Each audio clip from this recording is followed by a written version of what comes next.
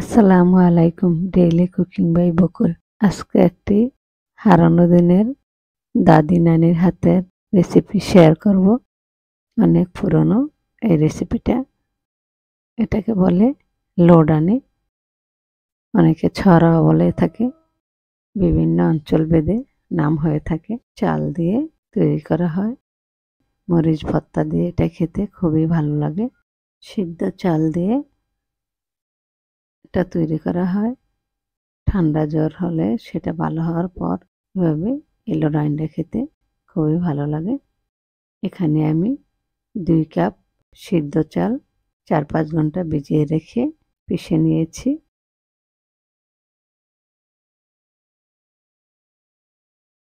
সামান্য লবণ দিয়ে দিলাম।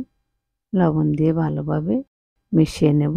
দেখুন ডোটা নরমও হয়নি, শক্তও হয়নি। এদিকে চুলায় কিছু পানি দিয়ে ফুটতে দিয়েছি।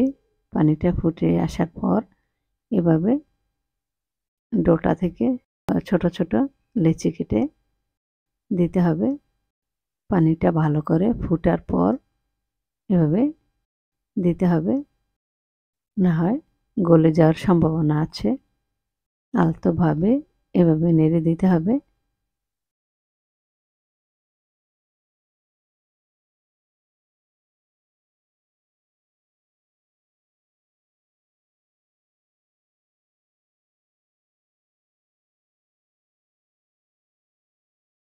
মিডিয়াম আঁচে রান্না করছি।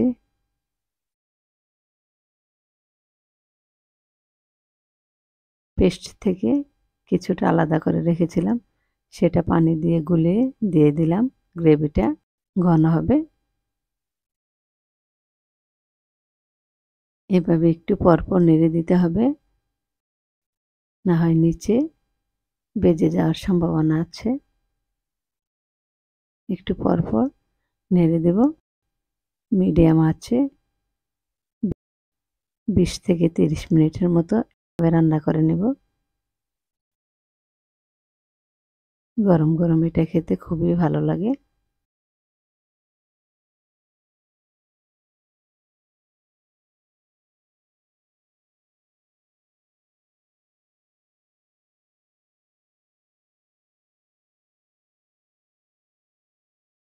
সিদ্ধ চালের এই লোডানিটা খেতে খুবই ভালো লাগে। আটা দিয়ে করা যায়, সেটা বেশি একটা ভালো লাগে না।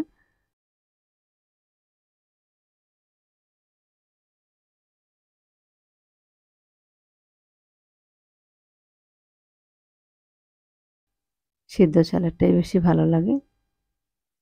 এখানে মরিচের ভর্তা করেছি। শুকনা মরিচ, ধনেপাতা, রসুন, পেঁয়াজ, লবণ দিয়ে এভাবে ভর্তা করা হয়েছে। এই ভর্তাটা দিয়ে লোডানিটা খেতে খুবই ভালো লাগে। রান্না হয়ে গেছে। এভাবে আপনারা রান্না করে খেয়ে দেখুন। আশা করি আপনাদের কাছে ভালো লাগবে। ভিডিওটি ভালো লাগলে সাবস্ক্রাইব, লাইক, শেয়ার করতে ভুলবেন না। যারা করেছেন তাদেরকে অসংখ্য ধন্যবাদ। আগামী দিন নতুন রেসিপি নিয়ে হাজির হব। আজ এ পর্যন্তই। আল্লাহ হাফেজ।